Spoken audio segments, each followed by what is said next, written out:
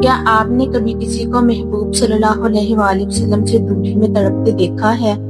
हज़रत सोबान जो नबी करीम सल्लल्लाहु अलैहि वसल्लम के गुलाम और बहुत करीबी साथी थे, उनका हाल ये था कि नबी पाक के बगैर एक लम्हा भी सुकून नहीं मिलता था।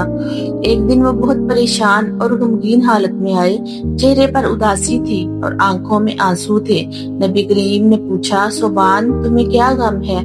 उन्होंने रोते हुए कहा, या रसूल अल्लाह सल्लल्लाहु अलैहि वसल्लम, जब आप सामने होते हैं तो दिल को सुकून मिलता है, लेकिन जब आप दूर होते हैं तो ऐसा लगता है जैसे जन्नत ही छिन गई हो। ये सुनकर नबी करीम खामोश ना रह सके और अल्लाह ताला ने वो आयत नाज़िल फरमाई जिसमें फरमाया गया कि जो लोग अल्लाह और उसके रसूल की अताअत करते हैं उनके साथ हूँ जिन पर अल्लाह ने इनाम किया।